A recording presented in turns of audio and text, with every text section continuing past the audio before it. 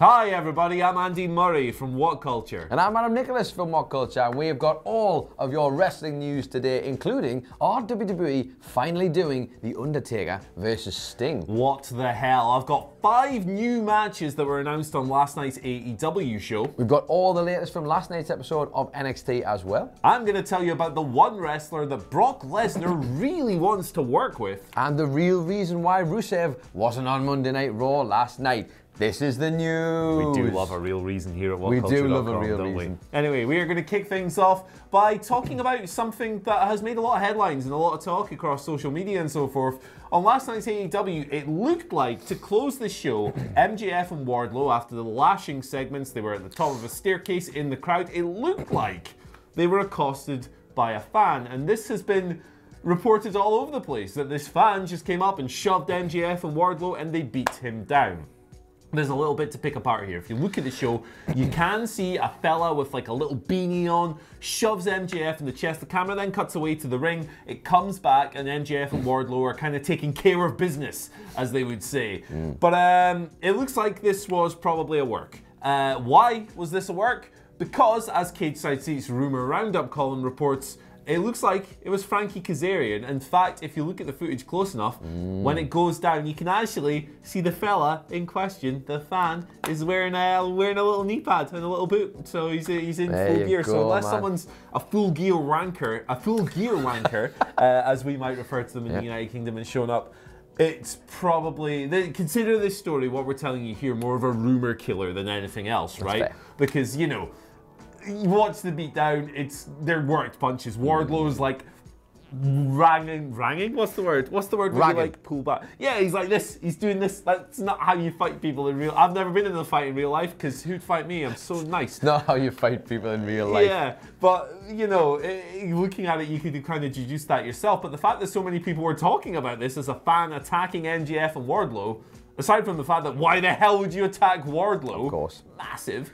A lot of people were reporting it as that, so we've got to talk about it. Just letting you know, it was probably Frankie Kazarian. It was probably Frankie Kazarian. Well, we've seen AEW have done this before, haven't they? Where they've kind of tried to blur that line a little bit between what is real and what isn't. Like all good wrestling companies. When MJF got that drink thrown in his face, didn't he? It made for a great moment. Turned out it was a planned, but brilliant. We want more of this. And obviously, I think if it had been a really bad situation, probably wouldn't have cut back to it, would they, with the cameras? Although then again, if anybody who supports Newcastle United saw what happened the other day, these things happen during live shows. The thing about it was that the announcers were actually, the announcers sounded really taken aback. Yeah. And like they were so that gave the impression that it was something that had gone off script and something that wasn't supposed to happen. But I think the fact that so many people have come out and gone, oh wow, a fan attacked MJF, that shows how an effective piece of scripting it was. You got worked, so it worked. Hey, listen, we were there in Madison Square Garden when Enzo and Cass turned up. We got worked. Yes, we big did. time got worked. And rightly so, because it was great. It was a really well done thing. I want more of that in wrestling. I'd like to watch it and be like, was that real? Is that person supposed to have done that? Did JR really get elbowed off a table and then did what's his face from? Oh, you done effed up now, boy. Yeah, God, what an angle that was. Oh, poor Josh Barnett. Never mind this. Swing and a miss. Josh Barnett. Swing and a miss. He thought he was getting a big match with Jay White, didn't he? We've gone totally off the rails. Over. Anyway, let's get back on the rails and let's talk about WWE for a minute, because we have potentially a big story here in terms of The Undertaker and Sting. Now, for how many years have people talked about they want to potentially see The Undertaker versus Sting? Too many is probably the correct answer to that. And there was a real good moment when Sting was back, well, I say back in the company, had come to WWE. We thought maybe that was a good time. Yeah. Had the stars aligned, had the bollocks. We weren't going to pull the trigger on that apparently, because Triple H needed a match with Sting. However, there'd been rumours, I think it was Mike Johnson of PW Insider, was suggesting that Sting was in the conversation to come and be part of one of the Saudi Arabia pay-per-views this year. Obviously, good money, and that's the kind of thing you would tailor to a Saudi show, I would imagine. Bring the legends back, get the big pops. Those plans seem to have been scrapped, and now according to reports from Alex McCarthy of TalkSport, who was quoting from Sports Illustrated, my word, there you go, down the barrel eventually. It looks like we could potentially be getting The Undertaker versus Sting, if it's going to happen, could be WrestleMania 36. Now, Sting was speaking to Sports Illustrated, and on the topic, he had this to say. He said, if there was a Taker situation at WrestleMania, I would listen to that phone call. I could get in condition, and I could pull it off. Now, this is interesting because as my lovely co-host here informed me just before we got on here, how old do you think Sting is? Because Sting is not a spring chicken, or a Sting chicken in this scenario, I guess, but he's 61 years of age. Now, I'm not saying he couldn't do it, because the guy was still in pretty good nick when he came back. Now, he was old then. He's obviously older now, and we had the danger of a potential life-threatening neck injury after the whole Seth Rollins shebang. Andy Murray, where do you stand on Sting versus The Undertaker, potentially at WrestleMania 36? They're going to have a combined age of like 110 years old, yes. And that's not even an exaggeration. In fact, that's undershooting it. Look, Sting obviously knows what's best for him as far as his body's concerned, Absolutely. so it's not my place to go, oh, well, he can't do it because he's going to get hurt. Well, he's going to know better, and WWE's doctors are going to know better than some bald idiot with stupid ears on wrestling YouTube. But at the same time, it's literally about 20 years too late, I think, for this, and for a lot of people. It looked like WWE were going to pull this off back in 2011, when they even aired a few vignettes with the suggestion that it could be Sting. He just left Impact, but he ended up going back to TNA, signed a new contract there. I really don't know what they can do with this. I mean, it would be cool to see them share a ring at the very least. Maybe we can get some kind of confrontation, maybe something simple, something to raise the goosebumps without exposing these poor old fellas. The thing is, in a ring. I had a big problem. I've always been worried about Undertaker when he's been getting back in there, because especially when he's going against guys like Brock, you're like, there was times when he's going through tables and at his age, and I'm like, you're gonna die, man. Like, this is not right. And then Sting with Seth, I really felt like the age thing showed there a lot. I would say, if you were gonna get a match between these two, they're both at the age where they're obviously veterans of the sport. They're going to make sure they take care of each other, that's for sure. They're going to tell a story that we might not be getting from everybody else. Now, it might not be everyone's cup of tea, it will probably be slow paced, but I still think that could be that one last good match, you know? I hope so, man. I would, if I had to watch it, and I tell you what, people are still going to pop for that. If you were at Mania, you'd pop for that, regardless of what the situation was. And as you say, it'd be fascinating to see them share a ring. Yeah, the thing is, the cynicism would wear off as soon as those entrances happened. And I would be popping my little titties off. 30 minutes of entrances. Yeah, get in. 8-hour show, baby. Why not? AEW, last night we're going to do our little rundowns of what happened. The lashing segment with Cody and MJF, very effective. All kinds of other stuff happening across the show, but I think the biggest takeaways are the they booked 5 new matches on this show last night. Very effective booking from them, no matter what you think of the show's quality, and you're entitled to think whatever the hell you want because it's subjective and no one should tell you what to think. But regardless of that, you got to admit this was productive as hell. 5 matches across 2 hours. So we've got confirmed for next week's show, which is the 12th of February, we've got Jon Moxley versus Santana in what is being billed as an eye for an eye match. Now, of course, the Inner Circle took Jon Moxley's eye out of the picture the other week. Jon Moxley returned the favour by stabbing Santana in the eye with his goddamn car key on last night's show. Crazy stuff. We've also got a women's title match between Riho and Nyla Rose, who she defeated for the belt in the first place, the first women's title match. Nyla powerbombed Rio onto a table last night backstage, set the challenge. Nyla's been on a nice little win streak in the background. Good booking. We're also getting Hangman Page, not Page from WWE, that'd be weird. We're getting Hangman Page and Kenny Omega versus SoCal Uncensored. Excellent. A rematch of the tag title match from the Cruise. This has come about because SCU have a 2-match winning streak since losing the belt. They beat Best Friends last night, who've been on a little streak themselves. It all comes together very nicely. For the 19th of February, the week after, we have a tag team battle royal. That sounds like a cluster, but I'm here for it, baby. Presumably, all the tag teams in AEW, the winners get a shot at the belts at Revolution. Looking at the programs, you gotta think that's gonna be the Young Bucks so they can wrestle Page and Omega and continue that storyline. But hey, I am here for my man, the Butcher, eliminating every single wrestler at once and winning the belts, baby. This man knows. And our final match confirmed is the most notable of them all. 26th of February, we are finally getting the rubber match between Pac and Kenny Omega in a 30-minute Iron Man match, which should be absolutely spectacular. I didn't want to tell you. I was going to say. Imagine that, 30-man Iron Man somehow match. It's 15 packs and 15... 15 Omegas. Would you rather fight 15 pack-sized Omegas or one Omega-sized pack? Are you joking? Have you seen the size of pack? It's a little orc, isn't he? What do you reckon of these matches, Adam? I think it's fantastic. It's nice to see it. Look, I know a lot of people have been getting on AEW recently because they're saying they aren't being given what I promised. I disagree with that. I think the one thing they are getting fantastic at doing is making each show count, and the next week is even better. That's like, we've got 2-3 weeks ahead of time now. Yeah. Everything down the line, which is great. And to be honest, the caliber of matches we're getting there. I mean, you've got me saying it now, a 30-minute Iron Man match between Pac and Omega. I'm up for that. That's so good that Andy Murray is allergic to it. Are you going to do 28 sneezes to go? Yeah, that's going to be fantastic. And I'll tell you what I am looking forward to. They are great at these Battle Royals, whether you're into Battle Royals or not. AEW have put on some of the best ones I've seen in quite some time. And if that ends up building to, say, there you go, to Page and Omega versus, no, we're good, versus the Young Bucks, then I'm all for it. Yeah. Great stuff. Good booking. Keep it rolling. Keep it rolling. Fred anyway, Durst. let's go from AEW and move across to NXT. Fred Durst, you idiot.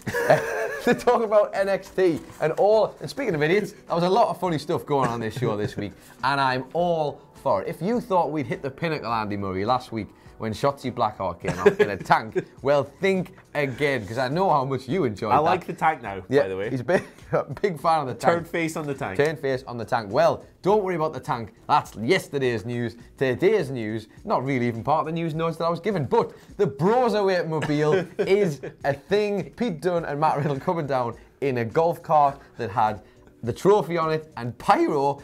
This is my kind of stuff. Brilliant stuff, bringing out the best of one another. But actually, there was some really interesting stuff went down booking-wise on this. We finally got official confirmation regarding a match at TakeOver Portland. That is that Keith Lee will be defending his North American Championship against Dominic Dijakovic in a match which is bound to be another classic. I mean, we've seen them do it so many times on NXT. They've done it so many times in PWG. It looks like they're going to fight forever, it would seem. But I am not against any of this. Charlotte Flair was also on the show. She turned up to talk to Rhea Ripley about the challenge that she made regarding WrestleMania. There was a lot of back and forth here that involved Bianca Belair too, who was basically saying, don't rule me out yet, and to be honest, either of those matches work for me, whether it's Rhea Ripley and Charlotte or Rhea Ripley and Bianca Belair. In the end, it all kind of ended up breaking down into chaos. Bianca Belair and Rhea Ripley beating down Charlotte. This really looked like a mom and her two kids. It was really weird, but in the best possible way, the adults getting it. And, of course, we got the big notable news from last night. The return of the Velveteen Dream, who is back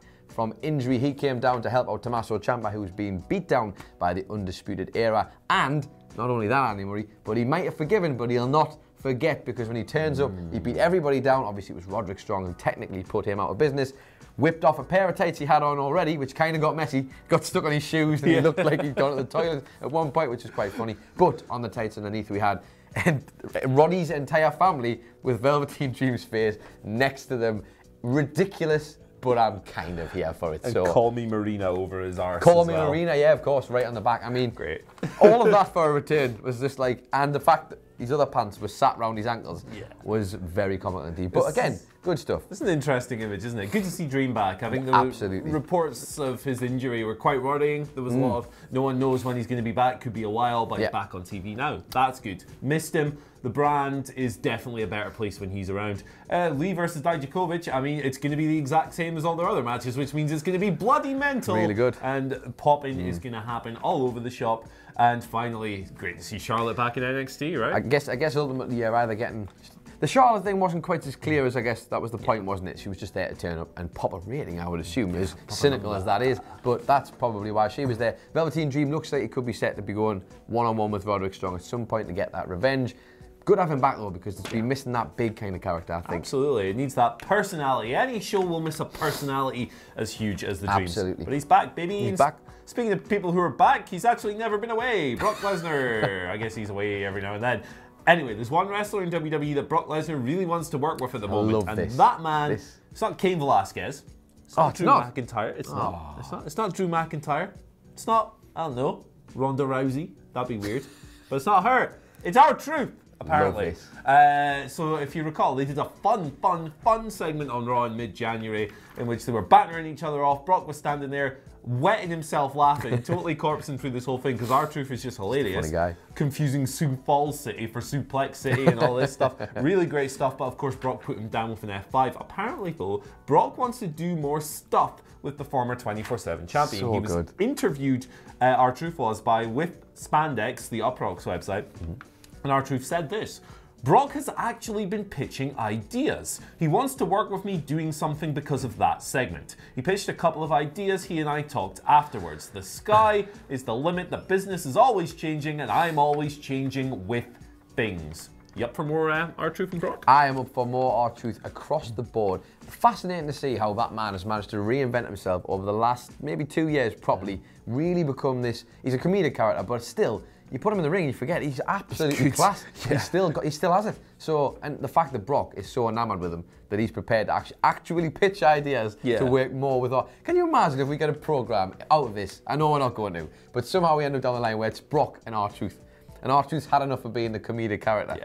I mean, I'd actually watch it. It was the same when he was the US champion. Yeah. And he was doing all the John Cena skits and stuff. I thought it was fantastic. This man can make anything work, and obviously Brock Lesnar has recognised that. He's golden. He's absolutely golden. But from one wrestler whose name begins with R, hey, I'm going home. Seamless. To another one, because let's talk about Rusev. Rusev has been. Well, he's been absent from WWE. He wasn't on Monday Night Raw, and obviously he's been embroiled in this thing. That's fair. Love square thing with Lana, Bobby Lashley, and Liv Morgan. I guess is Ruby Riott in there now because she turned. I don't know. I don't really care. But ultimately, we've not seen a great deal of. It was kind of getting him over, to be fair, in a weird roundabout way. Yeah. Rusev was over like Rover. He can't get out of a big kick, but that doesn't matter because at least it was benefiting him in some way. He seems like he's lost all this though. He's been defeated every single time down this road with Bobby Lashley. Well, it seems at this point he was off Monday Night Raw, and the real reason, according to Dave Meltzer of the Wrestling Observer, is because creative no longer have anything for him, which is a bit of a shame really, because when you put him into, yes, I realise there's other stuff going on, but this is a hot angle. I know it's daft, but the wedding thing is hot. Like, it was getting loads of views on YouTube, lots of people interested rather in the drama of it all, and to just be like, oh, we built him up. The fans are chanting his name. They're going mad for him. Let's just do nothing with him.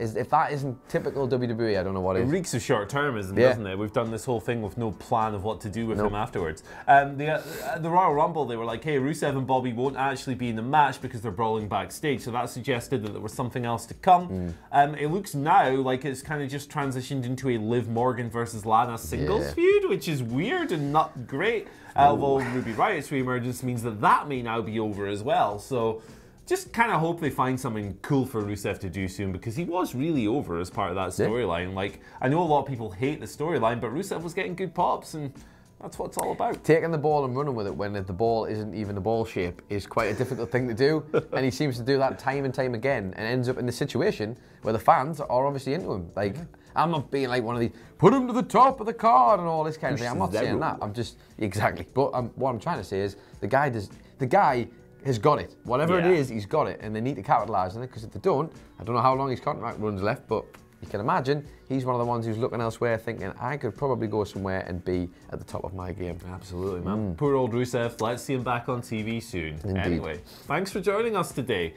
We've been the news. Guess what? Adam Wilborn stole all of the Twitter questions. He did. All of them. Scumbag. Can you believe it? We looked and we looked and we looked, but Adam Wilborn's taken them all. Took them all to Jamaica. Don't want him to come back now. A little bit disappointed with him. Sprinkling them in the sea. Didn't think he was that kind of guy. But he is. Stealing our glory. Anyway, thanks for joining us. You can follow us on Twitter at WhatCultureWWE. Hashtag This Is The News for all your banter and insults and whatever else you have. You can find Adam Nicholas on Twitter at It's Adam Nicholas, and I think you're going to be in so much trouble when Adam Wilborn gets back. But you can also follow him on Twitter at Andy H. Murray. The H stands for Hank. And you can also, if you really want to, at Adam Wilborn on Twitter, and tell him how you feel about the fact that we haven't been doing his Twitter questions. I don't know. It's almost like we're leaving the path there for him to come back as a hero. Who knows? Babyface return, baby. I'm Wardlow. He's MJF. We're leaving. Gonna whip you with our belts. And we're better than you, and you know it. Salt of the earth. Goodbye.